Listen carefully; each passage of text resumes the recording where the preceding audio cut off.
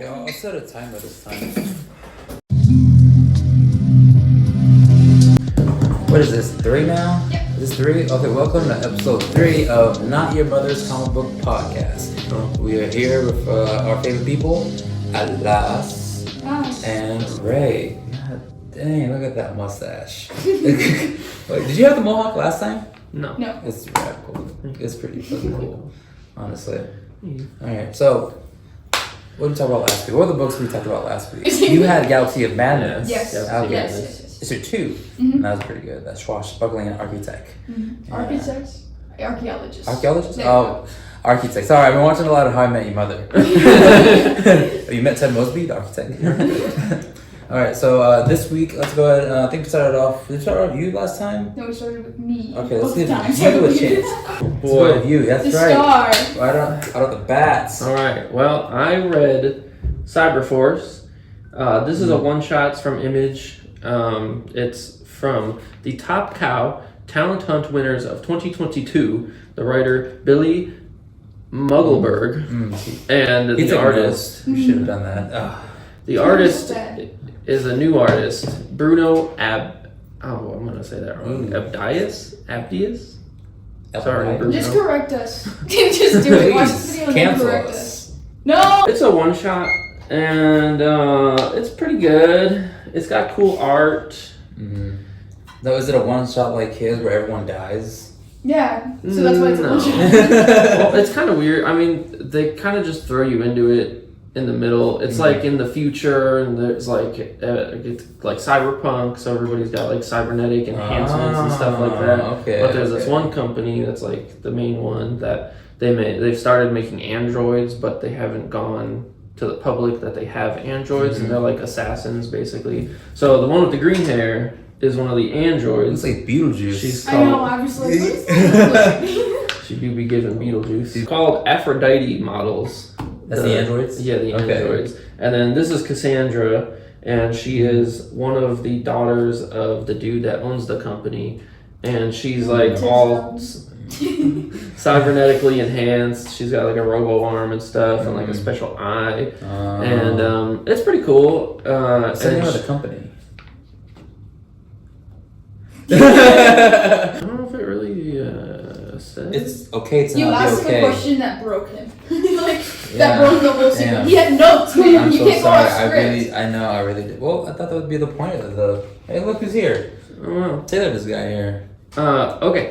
Comedian. Cyber Data Industries is the Okay. company. That makes the androids. Yes, that makes the Very androids. generic name.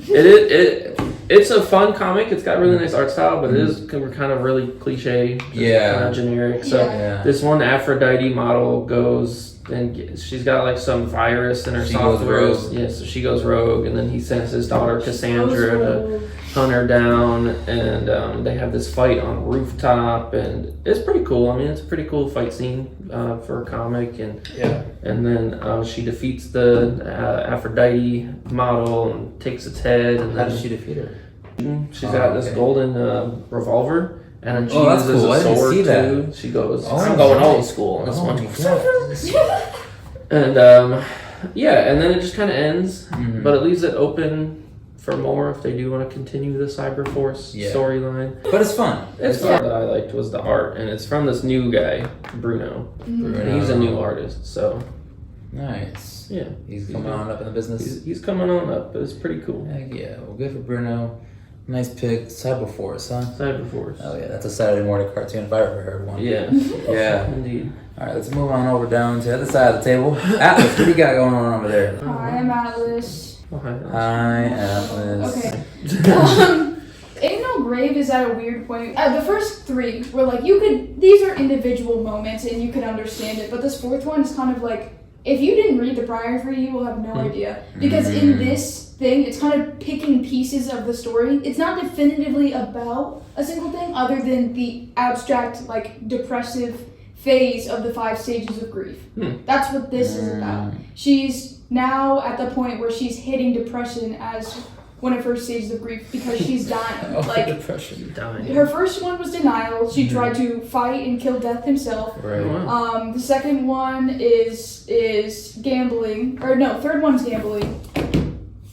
Gulp. Third one's gambling, and then this is the fourth one, which is depression. And at the end of this comic, she actually ends up meeting death face to face for the first time. Nice. Which is like really cool because all of these characters in each, like basically the bosses of each book are all embodiments of that. Like bargaining was literally going to a casino and gambling. Nice. Like with a offset of death, I guess. Mm-hmm. It's like, it's just really abstract. The thing that catches me in this comic is like just the art style. It's so cool. Like I love the Who does full. it? Huh? Who does the art? It's hard to. Scotty Young. I can't pronounce. Scotty Young does a variant covers. No, it's Scotty Young. Scotty Young.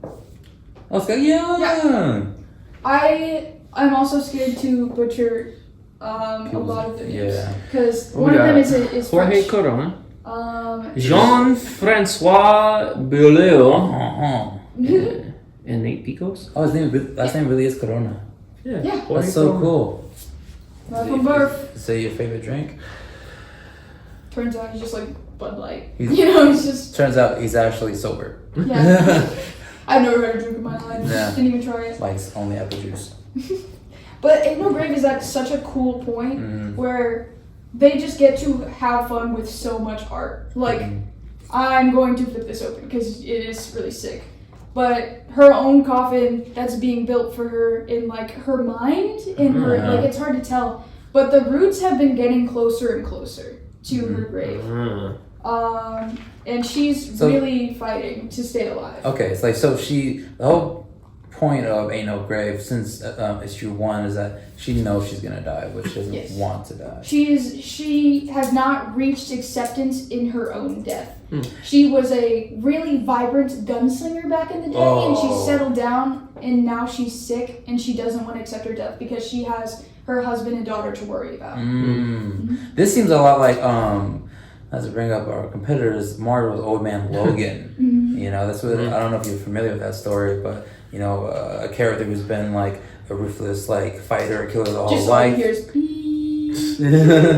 But yeah, and then like they settle down eventually, and now they're on their deathbed and want to go out like on their own terms of something very similar. I think genuinely, I really love the concept of, usually when you hear 5 stages of grief, you think of something external happened. You think of like, oh, someone died in my family, or like something really bad happened. Whereas a lot of this internal conflict is portrayed in such an artistic way. It's so cool. Like it's a lot of things that you don't really think about, because in the bargaining one, she fully cheats to win. Like she fully cheats death in a weird way in order to win, but people don't think of like bargaining with certain things, like how far people are willing to go. And I think she's a really good example of how far she's willing to go to stay alive and be with her family. It's really cool. Like it's hard for me to get into comics, and this is something that I really enjoyed, if not only for the art, if anything. You know what I mean? How many issues are they doing in that one? 5 for the 5 stages. So the 5th one should be acceptance, right? Yeah. Okay. And we're at 4. Oh my god. And she just has come face to face with death. Yeah. Just now, first time Literally, in the series. yeah. Like literally at last panel, death. Ooh. Like it's crazy. That's a cliffhanger right there. Yeah, it's really exciting. If anything, I'm like, what's gonna like? It's actually got me hooked. It's crazy, because with a lot of comics, especially ones that aren't just like emotional drama, romance, stuff like that doesn't really get me. But this is really, even though it is based on emotions, a lot of this stuff shown are actions. Like she is doing this gambling, she is pulling out her gun, she is like clawing her way out of the woods and stuff like that. Like she's doing all these things, even if it's all based on her mental everything, like everything she's thinking of, what she's going through. And it might just be a personification, and she could just be on her deathbed, but we don't know. What if it's all in her head? I mean,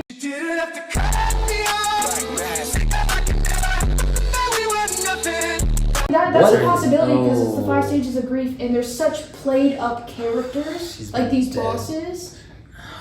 It's hard to tell. That's crazy. That's I don't know why. Whenever I see stuff for Ain't No Grave, it just reminds me of a video game, like Hades. Death's Door, like Hades and stuff like that. I don't know why, but got into it because I started playing Hades around the same time. He's fighting out of hell, and she's going to hell to fight the devil or kill death itself.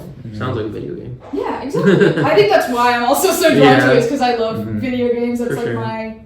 And especially when you said that each stage has a different like boss she has to deal with and whatnot, that definitely sounds like we could do a video game. Yeah, I know. It'd be so cool to like convert that to like video game form.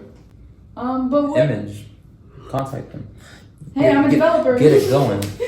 What about absolute power? What you got? Oh my here? goodness! Somebody's got to talk about it. I'll have to talk about absolute power. I had to catch up actually, and I had to read the Superman tie-in, and then I also read what was it, Task Force 3, issue 3, I believe. Yeah. To catch up and read this one that just dropped. It was Absolute Power issue number 2. This is finally the second issue of the main title, Absolute Power. Just Absolute Power issue number 2, and oh my god, is it getting crazy.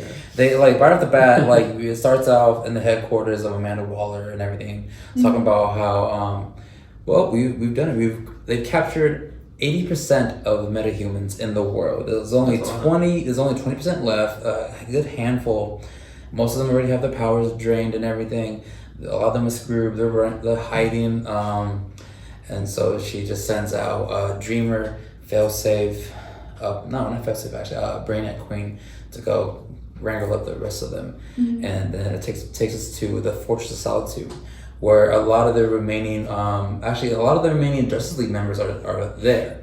So you got Superman, Batman, Wonder Woman, Aquaman, Flash. I believe that's it. The other ones were captured already. But then you have other, most of the Teen Titans are actually okay. The only one of the Titans that was captured was Cyborg. And he's a big player in this and whatnot. So it sucks that they caught him. And you got a bunch of other minor characters too as well. Like you got some of the speedsters that are there, but they don't have their powers anymore. Elastic Man, Mr. Terrific, Mr. What was his name? Midnighter. But it's a good handful of the last remaining metahumans over there, the Fortress of Solitude, and they're trying to regroup and figure out what to do now. And they actually started fighting amongst each other, going well, we need to figure out who's in charge here, who should take leadership in this, so we can strategize and fight back. And surprisingly, it's Mr. Terrific stands up, Batman stands up, and they all start arguing. Even Aquaman's like, well, I'm the king. Oh, King of Knights has to be the one to take helm into this, whatever. Surprisingly enough, Nightwing is the one that steps up and gets everyone's attention, rallies everybody together. He gives a good old speech and be like, "You can't let this drag us down." Good old Nightwing. He's been really stepping up, and he's getting a lot of love in his comic. Haven't you also been reading Nightwing? I have. Yeah. He's gotten a lot of love for sure in the dawn of DC or whatever. He rallies everybody together and everything. Everybody's getting ready to go. And then he brings out these new suits for the Justice League members. Everybody, some people get the new suits like Aquaman and Batman, Wonder Woman, and the Flash also as well. Superman almost died, but they brought him to the Fortress of Solitude. He's in the black suit now. Yeah. And because the black suit is also what's he is dying, kind of. Yeah, because he doesn't have his powers. He can't really heal them as much and whatnot. He's only the black suit is the only thing that's really keeping him kind of stable or whatever. The black suit? Yeah, Superman's black suit. He first time it appeared. All right, bam, education. So the first time it appeared was when Superman first died in the Doomsday arc, when he was fighting against Doomsday that had died. He thought people thought he was dead, but then it turns out he was actually being brought back to life, and in this little in his ship that he landed in back at this Fortress of Solitude, and he was in this black suit, and that it helped him rejuvenize, bring him back to a full complete health and whatnot. Got it. Yeah. His black suit is his sad suit for when he gets beaten. Yeah. He's sad. He's like, oh, when he puts on his glasses, oh, they got me. He's like, how could this happen to me? He actually grew out his hair and everything in the original one. This one he doesn't. Oh. Yeah. He's like, oh, I don't care anymore. He turns emo. Essentially he turns emo. Yeah. I actually would love to see him grow out his hair and his beard again. Mm-hmm. That'd be really nice. But the crazy part that happens is when everyone's all riled up and they're like, yeah, let's go, we're gonna fight back. Yeah. Ooh, like a burst at the front door, a Brainiac Queen shows up with, get this, John Kent, Superman's son. Yeah. Yeah, and he's crazy. Yeah, Cyborg Superboy. He's a cyborg now. Okay. He's like because they captured him in the first issue. Yeah, I read that one too. So. Yeah. It's pretty freaking wild. He shows up and they start messing people up. Brainiac Queen is literally just like, all right, you're coming with me, you're coming with me. She's just capturing everybody who, like, they just had a fighting chance and everything. Superman's too busy dealing for son. So basically he's like, oh yeah, we got this, and everyone's so excited, and then immediately they get messed rolled. up. Yeah, for sure. And then That's just Dreamer, who's been working for Amanda Waller, she's actually been I don't know if you know, she's been forced to work with Amanda Waller because she's like threatening, like, oh, I'll kill your family if you don't listen to me. But like she gets a change of heart, she's saying that this is overkill at this point, and like she doesn't want to do this no more. Yeah. And she actually decides to help out and help fight back against Brainiac Queen. And then at the expense of like could be her family. It could be her family. But what's crazy though, they realize they're screwed. Mr. Terrific and I believe it was Blue Beetle. Was he the one that helped that create it? They created they made a teleporter. They made a really quick teleportation device to get them out of there and whatnot, in hopes that it would destroy Brainiac Queen. Superman activates a self-destruct sequence to destroy his Fortress of Solitude. And so they bail out of there, but and then Dreamer actually sacrifices herself to stop Brainiac Queen from getting them. So the remaining heroes make it out of there. The Fortress of Solitude is destroyed now. Superman's son is still alive, but he's still part cyborg. But he's slowly coming back. Like I think he's starting to like is it dad? Like realization. I think he's finally coming back to mind. And then, but Brainiac Queen is still alive. She is. She's built different. How many pages is this? Because that was a lot. I know. No. That's crazy. No. What the heck? Our stands from Standard Up Comics.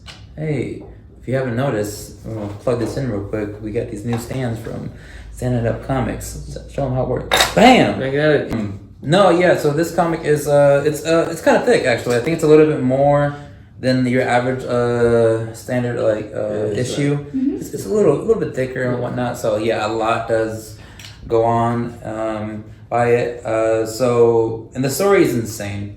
The story, of course, is written by Mark Waid, is the one writing the story of Absolute Power, which I really love Mark Waid because he also wrote Kingdom Come. Because he wrote Kingdom Come, and of course Alex Ross was the artist for Kingdom Come. Kingdom Come is one of my favorite DC stories of all time.